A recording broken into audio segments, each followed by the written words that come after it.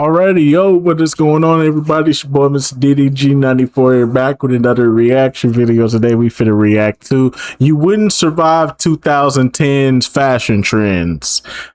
Rhyming accidentally. But anyways, though, without further ado, let's get right into it. If you remember skinny jeans that cut off circulation, Galaxy leggings, Shutter shades somehow surviving into a new decade, bruh. I paused my game to be here shirts, and every mall having at least 3 stores dedicated entirely to your chosen internet personality. Me personally, I was a TJ Maxx guy myself, because that's where the Ralph Laurens was cheating. And see, niggas didn't know that you could get the Ralph Laurens for the low at TJ Maxx. See, niggas wasn't put on. I tried to put niggas on, but niggas was like, man, them shit's fake, bro. TJ Maxx is a discount store, bro. Just like City Trends. Yup. That mean that shit fake, bro. You rocking that fake polo. Nigga, it's not fake. It's the authentic Ralph Lauren. They actually have a good standing with Ralph Lauren. Niggas would really go pay $80 for some polos. Meanwhile, I'm only paying like $25 for some polos at TJ Maxx. Niggas dumb, bro. Niggas was stupid, bro. Then you probably were there for the world of 2010's fashion. Unlike that of 2000's fashion, which I've covered in a previous video, the 2010s weren't dominated by celebrities telling us how to dress. Nah. Instead, it was the internet.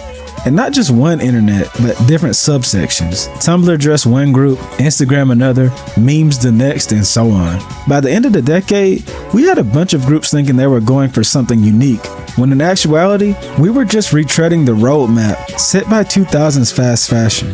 But with the rules being set by someone other than the rich and famous, at least for a time. While the fashion trends of the 2000s many times would be inspired by... I ain't gonna lie, I was a Rue 21 nigga too. I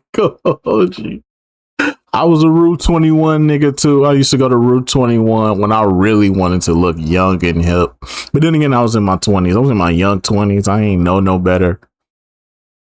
I was kind of like out the fashion scene for a minute. I was walking around with the I ain't fresh. I was walking around looking like that nigga for a minute. Hold on, do I still got an order?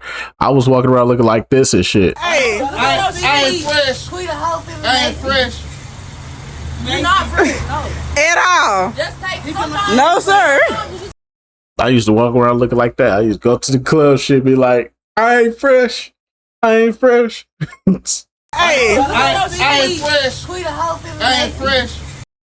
I used to walk around like that. I used to have the Ralph Lauren, because that's how we used to match it up. You had the Ralph Lauren, you match it up with the pants, the shoes had to match the polo. You know what I'm saying? That's how we used to do it back then. But nah, now the scene done changed and shit. Now everybody wearing t-shirts with holes in them. Looking like, what the fuck? When we start wearing t-shirts with holes in them? Then we started wearing t-shirts with bleach stains in them. When did this become cool? When it become cool to look like a bum? Hey, I ain't fresh. I ain't fresh. Meanwhile, I'm matching from the core. It's like, nigga, I'm clean. It's like, nah, you too clean, though. You got to switch it up a little bit, bro. The raggedy style is in right now. The raggedy style? Yeah, bro. It's okay to have holes in your shirt, bro. It's the style now, bro. It's cool to look like a bum.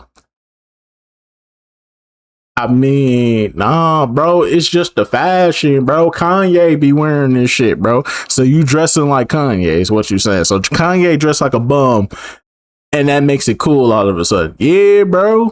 Hey, I ain't fresh. I ain't fresh. Yeah, I'm good, Chief. Visions of the future. The 2010s would continue later trends of that decade, taking more from the past, as nostalgia was officially in due to the world finally figuring out how to commercialize such a movement, as seen through the media at the time. This combined with social media pushing the style cycles birthed multiple trends such as another 80s revival, 90s grunge, minimalism, the swag scene, and who can forget the hipster movement. There was so much that it was hard to keep up with, and for many of us, too hard to care. I'm fed up with this world. So today, let's take a look at the final boss of fast fashion and how it came to a close. Oh, and if you enjoy these cultural lookbacks, then feel free to like and subscribe, because that's what we do here. Now let's get back to the video. Like I stated, while the 2000s fashion scene was dominated by celebrities and transmitted through the masses through television, magazines, and the early internet news blogs, the 2010s would introduce us to the true digital age of Vogue. During this decade when the world was truly being sucked into cyberspace, the new way to be informed on what the current end look was would be found through smartphones, social media, internet communities, early influencer culture, and yes, like I said, even meme culture. This would introduce a big difference from the massive 2000s fast fashion machine and selectable tribes. The internet would bring in more choices depending on where you fit in, versus the options being set by the select few originators in the past decade. Sites like Pinterest, Instagram, Tumblr, and Twitter would each basically hold different trending categories you could pull from, and those looks would have different sub-niches further down that social media's rabbit hole. However, no matter the place you fell into, early on for some, and in many cases throughout the entire decade for others, each of these would continue the trend from the late 2000s of avoiding the flashy wealth signaling from early on in that decade. This mostly due to the recession changing everything. If there's one thing the recession taught consumers, it is this: shopping as a leisure activity is history. And often the question on consumers' minds is likely the same. Do we really need it? And if not, let's not buy it. Now people wanted authenticity, comfort, some nostalgic release, and ironically, individuality. Due to this, we see the beginning of the thrift boom back when deals were still there without needing to hunt. I go to thrift stores once a month. For 20 years, she's been a regular at thrift stores. Not only has she taken note of the people joining her in the aisles, she's also noticed the clientele changing. You see the cars, poor people don't drive. Hey, I ain't gonna lie to you. Goodwill done lost a rabbit ass mom, bruh. Now listen, I'm not the type of nigga to wear used clothes. You know what I mean? I just went up in there to go see if they had a belt. You know what I'm saying? I just went up in there to see if they had a belt. Then I saw some Nike shirts that caught my interest. I was looking at them Nike shirts. Some Nike shirts said $60. I said, wanna run that by me one more time? What that shit say? That shit said what? I was like, the Goodwill ain't even.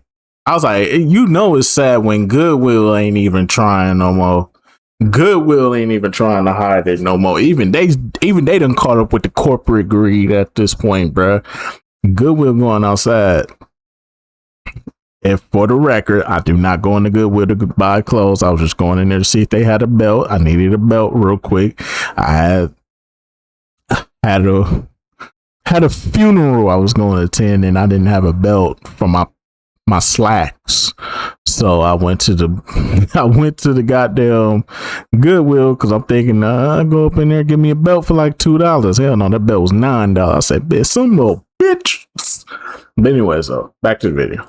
Acuras and Toyotas. In the past, people were afraid to come to the thrift store. They were not too me proud or what have you. But not me.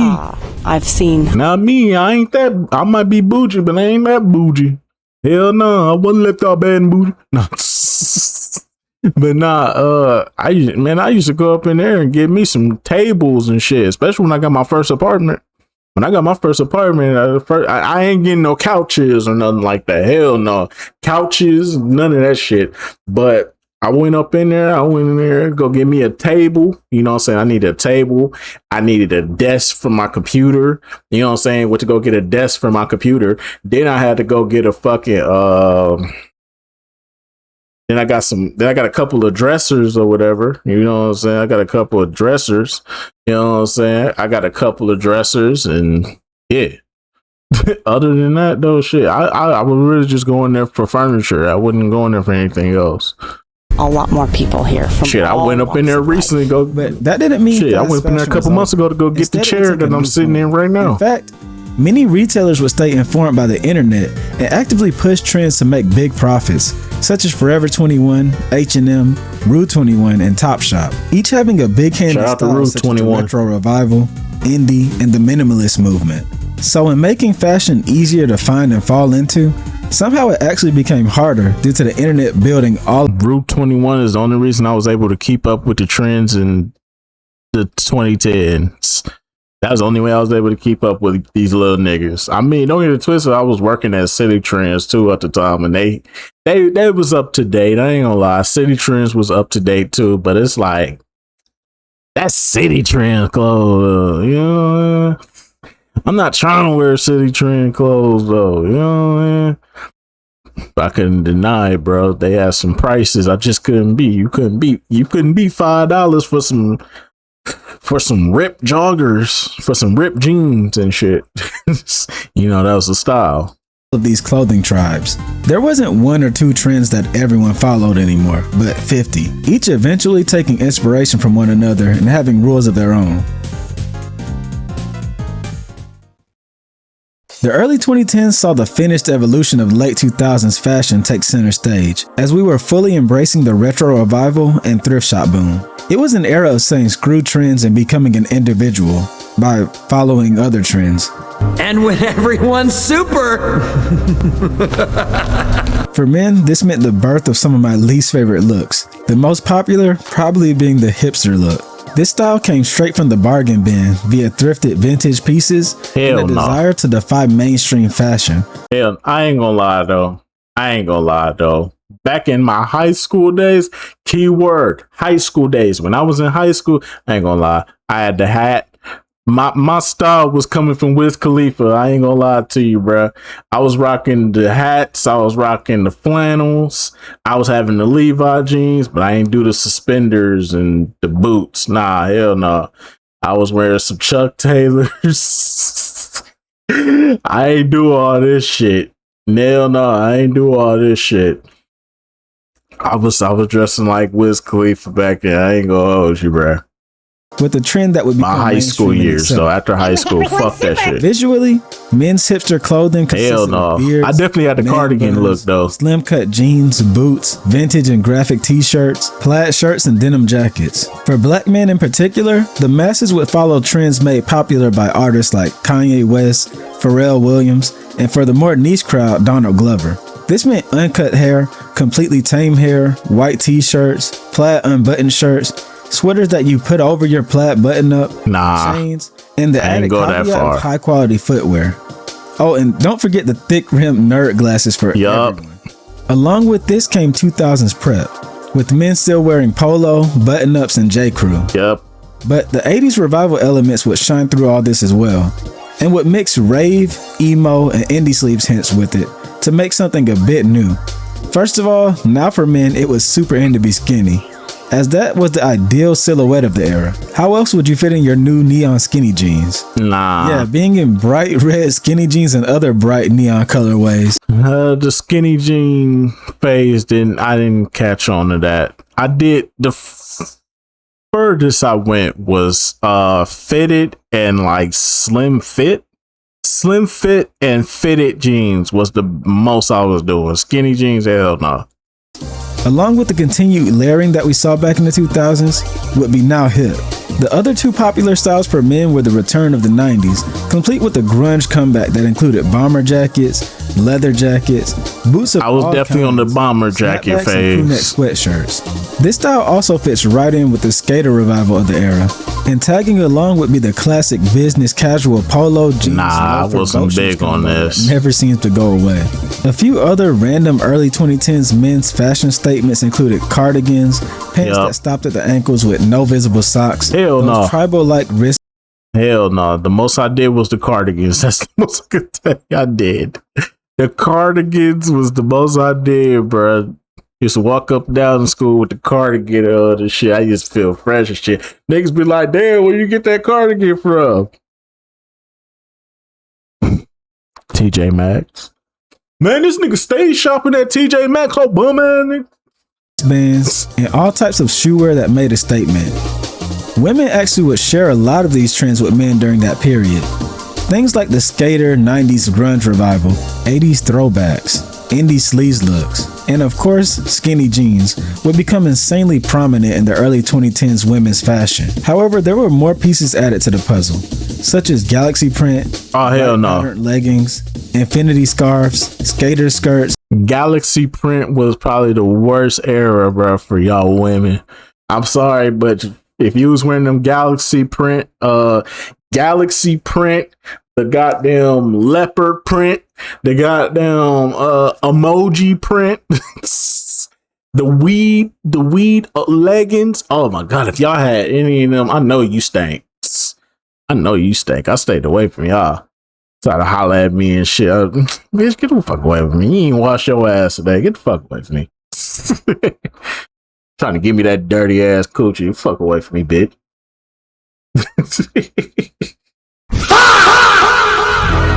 Fuck away from me, hoe. I know your shit smell like funk ass and shit. Fuck away from me. The Disney Channel / Abercrombie & Fitch style layering, band shirts, and jeggings. Women's retro also added influence from the 50s, which was seen in a lot of fast fashion stores like Forever 21 and H&M, alongside mainly 80s looks. Walk inside there and you'd be flashbanged with all the crazy colors that girls were wearing back then, including neons, saturated colors, animal print, and metallics.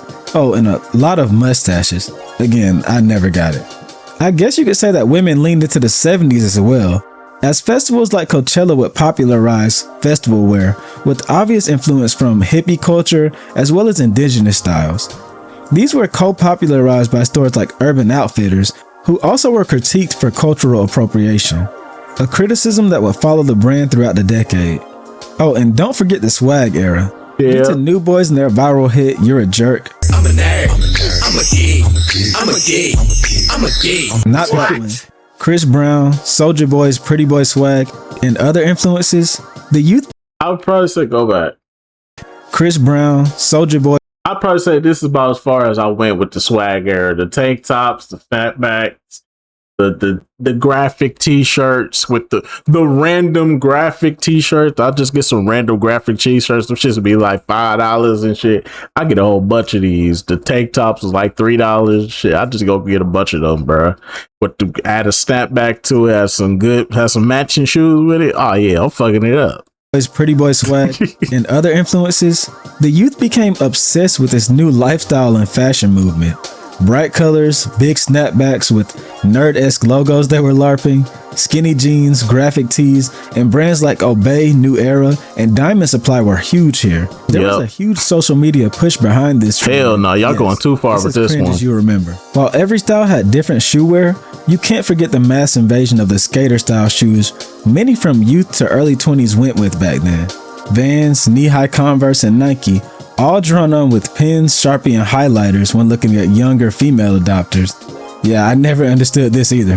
There were also more preppy shoe staples, including Toms, Keds, Uggs, and Sperry's. Aside from that, many trends that carried over from the 2000s stuck around, like low-rise skinny jeans, graphic tees, and bedazzled tops. Oh, and of course a little juicy couture here and there. There was also a wide range of casual style fits that pulled from the last decade, such as capri pants, and just about anything from stores like Hollister, Aeropostale, and Abercrombie & Fitch. Three brands you'll... I used to stay up in Hollister though. Abercrombie & Fitch, it was overrated, but Hollister, I used to stay up in there. Definitely recognize if you were a teen. I sold all my hoodies though. It could be everywhere at all times. And then one girl stole my Hollister hoodie. I hated her to the death. A lot of these looks came from social media. People saw what girls were drawing on their shoes, wearing to festivals, what the cool guys were wearing, what men's fits that girls were pining over on Tumblr, and that stupid mustache trend online, and found their new personality within a few minutes. We were officially being dressed by an algorithm. You're watching Wingcon 97. If I earn a degree, I will make a bigger salary. Hell no. Hell no, bro. You supposed to play that ICDC college, bro. Hell no, you doing it wrong, bro. Gotta play that ICDC college. ICDC college. So ICDC college. Log on now and get your free success kit worth $100. You're watching Wingcon 97. The mid-2010s would see the world finally tone down all the colors and skew more basic, embracing minimalist and normcore aesthetics. This was a period where all the fatigue from all the logos, digital fast fashion, the environmental footprint, and excessive $3.50 for some gas? God damn. Funny enough, a part of the second wave of brand fatigue was directly caused by the digital age. Social media was continuously pushing these trends and micro trends on levels that would even make the 2000s jealous. Not only were influencers and others still pushing logos and brands, but the endless styles like the previously talked about ones from the early 2010s made people begin to chase what is known as hyper-individualism, which is an extreme focus on oneself above all else. This resulted in the birth of clean clothing and comfort/utility-based wardrobes. Brands like American Apparel and Aeropostale took advantage, as a lot of their wear trended towards very casual with minimalism inspiration. Others such as Uniqlo and dad brands like New Balance found their spotlight in Lane due to the new norm push as well, becoming faces of sustainable and anti-consumerism styling. It was cool to wear these non-fashion brands and style them like they were fashion brands. This all looked like earthy, monochrome, and muted color palettes across a variety of accessories. Girls were wearing basic sweatshirts, hoodies, cardigans, jeggings, yoga pants, standard jeans, chunky retro sneakers, flats, loafers, mom jeans, oversized jackets, plaid patterns, and many times plain white t-shirts. A common accessory was many times a canvas tote bag. Men, on the other hand, kind of were all after a dad look. Hell no. Polos, button-ups, t-shirts, dad jeans, basic retro sneakers, boat shoes, plain hoodies, retro jackets, dad hats, baseball caps, standard watches, and those glasses that you always see Logic wearing. The push for minimalist and normcore aesthetics would also split into what is dubbed the athleisure trend. Brands such as Lululemon would push athletic wear that's made for both athletics and everyday life, instead of fashionable items that were uncomfortable like skinny jeans. Normcore and minimalism coexisted with evolutions. You know, Lululemon been around for a long time, but I never seen nobody go in there. Now all of a sudden, this is like the most trendiest place in the world. Y'all niggas some sheep. You wasn't going in there before. You wasn't in there in the 2000s. Oh, I used to see middle-aged white women in there. I went in there one time to check it out. You know what I'm saying? They had some True Religion and some Rock Rebel up in there, but other than that, though, I was like, yeah, I just seen nothing but middle-aged white people up in there just buying them some nice little clothes or whatever. Now all of a sudden, everybody up in that bitch now. What? Y'all some sheep. Y'all some damn sheep, bro. And the festival fuck a Lululemon. Such as what's been dubbed soft grunge, which acted as a fusion between grunge, festival, and emo styles. This is one of the reasons that we saw Gladiator sandals stay relevant despite normcore taking center stage. All them Gladiator sandals, boy, we was roasting the shit out your ass. You couldn't even walk up in there. Come up in there. Try to come up in school with them. Come up in the school with them goddamn Gladiator sandals on. Boy, it's out the mud. We got Rashad McCown. Oh, he's 81. We got 81. He was on your ass, boy. What you doing wearing them shit? Got the Jesus on. I see you out here with the Spartans. This is Sparta. Boot wearing and girls. They ain't even boots. They sandals. They look like boots. Ugly ass. While women were evolving that scene, mainly young boys to older men started pushing the hypebeast style into mainstream. Yeah. Originally a derogatory term created to make fun of those who followed trends with no style of their own, the magazine Hypebeast would make it into one of both endearment and vitriol, as it honestly retained the original meaning, but would now be made to describe a group of people that didn't mind following such a mode, as long as the fit came from a specific place. The term hypebeast would evolve into a person that searched for and owned highly wanted, expensive, and swaggy streetwear. Brands like Off-White, Bape, Supreme, and Yeezy became staples for those into this growing style. I ain't fall for that shit without wearing Nike or Converse. Oh, and we can't forget the meme aesthetic. Yeah, your nearest mall. I ain't fall for that shit. The most I did was comfort shoes. Around the time I was wearing like comfort shoes, I was going Air Max crazy around that time. Around that time, I was going Air Max crazy. Everything was Air Max, or it was some Roshis, or it was some form of shoe that just seemed comfortable. I would rather wear comfortable shoes than wear trendy shit. That's just me personally. Most Hot Topic and Spencer's were quick to capitalize. I like on my the meme feet boom to be of the comfortable. 2010s. Shirts with cute cats, rainbows, impact fonts, and most memes of the era. Oh, and Deadpool flooded these stores, and nerds were quick to pick them up. This became its own style entirely, and you could tell exactly what kind of. This was my type of swag, though. I ain't gonna hold you. The graphic T-shirts, that was my type of. That was my lane. I ain't gonna even hold you. But then again, these shits was like $5, so it's like I could buy a gang of these shits. Like, real talk, I'll just buy a gang of these shits. It was better than just buying a bunch of Ralph Lauren's. Like, shit. For the most part, I had enough Ralph Lauren's. I had like 2-3 weeks worth of Ralph Lauren's. So it's like I got 3 weeks worth of Ralph Lauren's, and then I gotta wash them all over again. Nah, fuck all that. I'm gonna get me like a whole bunch of t-shirts, and then I'm gonna have a new t-shirt every day. I think I went like 2 months with a bunch of graphic t-shirts, bro. I had a bunch of graphic t-shirts, bro. What happened to them now? I don't see you wearing them now. Sadly, the motherfuckers was in a tote in the basement. It was raining hard one night. The basement got flooded. All my clothes got destroyed. Sadly. All my clothes, even my Ralph Lauren's, all gone. Person someone was by if they wore these or not. This was around the time when those Walmart gaming shirts started blowing up as well, by the way. Each of these styles, other than the festival wear, unless you're at a festival, duh, and meme shirts for the most part, have somewhat survived till now one way or another, albeit, in my opinion, with most such as Hypebeast taking a more subdued and accessible form, with personalizing wear being more popular than ever these days. Honestly, the late 2010s didn't see much more evolution from the middle of the decade. Not at all. The world enjoyed such casual styles like normcore, streetwear, and athleisure. Even celebrities began favoring this style.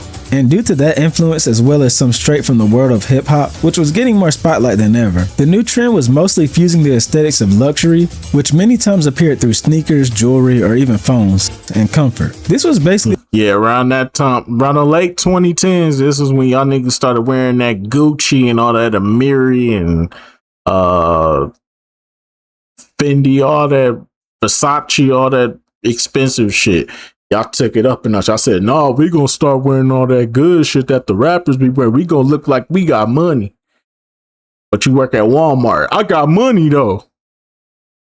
But you work at Walmart though. You take the bus. Your mama pick you up from work, nigga. The fuck? Like, what is you doing? Save your money up, bro. No, bro, I got a little fly in this shit, bro. I got a little fly when I go to work. Niggas going to work. You going to work stocking shelves with some Gucci on, bro. Y'all niggas was wilding, bro. How you work at Guatemala? How you work at Guatemala with some fucking Gucci on, bro? You weird.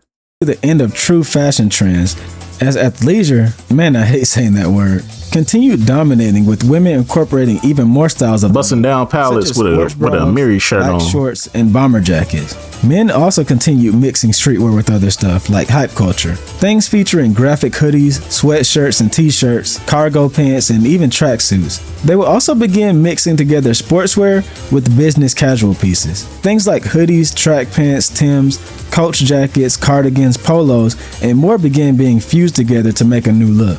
And everyone was mixing high-end fashion motifs with vintage elements, such as wearing modern expensive shoes or pants with a thrifted graphic t-shirt.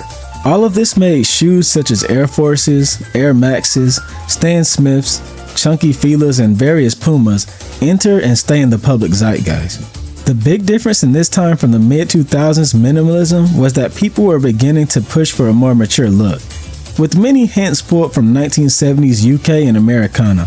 Plaid coats, button-up miniskirts, caps, tinted sunglasses, corduroy, high boots, and of course mom jeans were some of the many pieces known to go with this style for women. Women would also have a mini Y2K revival at the tail end of the decade that still lasts now among the many styles that we have mixing up, influenced by celebrities like Beyonce and Rihanna. Rhinestone studs, mesh tops, vintage jerseys, and old graphic tees and sweaters were aplenty here. This also caused another trend in women's Vogue, pushing for chunky, bulky sneakers from Fila and Nike. Throughout all these more widespread and general trends, we see the birth of many random smaller trends and subcultures spread throughout the 2010s. Dyed haircuts, shutter shades, snapbacks, silly bands, that stupid mustache thing, movie theater 3D glasses, aviators, beanie hats, homemade jewelry, drop crotch pants, and wool socks, among a lot more, were common flavors that you've probably seen on more than one occasion back then. And both new and old subcultures and styles would appear as well. The classic preppy would take a more 1950 approach.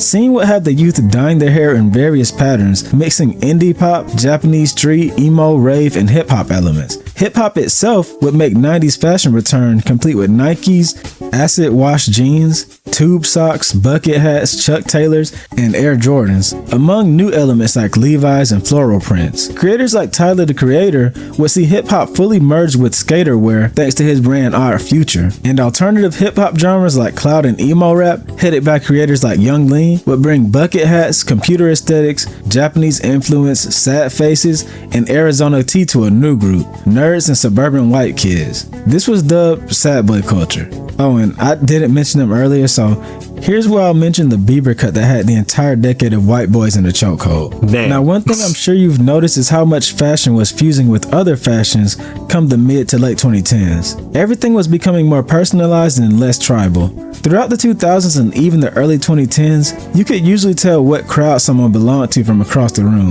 The hipster dressed like a hipster, the scene kid dressed like a scene kid, the gamer, well, like the gamer was wearing a "I paused my game to be here" shirt. But by the end of the decade, those lines started blurring. Someone could be wearing thrifted jeans, a Supreme hoodie, a Patagonia jacket, and New Balance dad shoes all at once. The internet had spent the entire decade creating all these fashion tribes.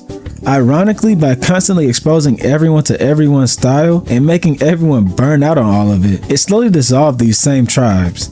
And by the time the 2020s arrived, everyone was borrowing from everyone. Comfort and personalization are now the main factors in what you're wearing. Looking back, the 2010s were all about choice, or at least the illusion of it. Instead of celebrities telling everyone what to wear, the internet gave us thousands of different aesthetics to pick from. But ironically, the internet also sped up fashion even more than the 2000s ever did. Trends came and went at a pace that no one could or cared to keep up with. Fast fashion brands rushed to copy whatever was going viral that week, and algorithms kept feeding us new aesthetics to chase before we were even done with the last one. Still, compared to the decade before it, there was at least more room to experiment. People mixed thrifted pieces with expensive sneakers, borrowed from different eras, and cared a little less about copying one celebrity from head to toe. The recession helped push people towards practicality, comfort, and finding their own look, even if social media companies were quietly steering that journey the whole time. So when people get nostalgic for 2010s fashion, I don't really think they're remembering just one defining style.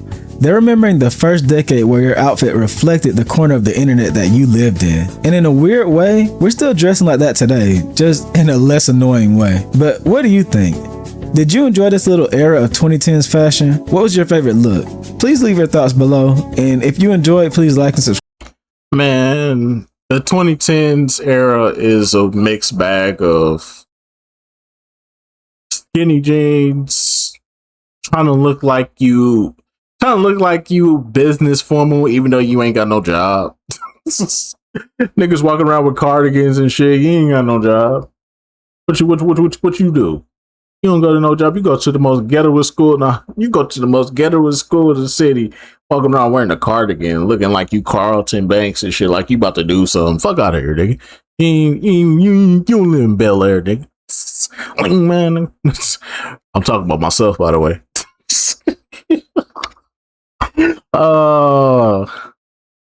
Niggas used to wear cardigans. Niggas tried to be dressed like Wiz Khalifa and shit.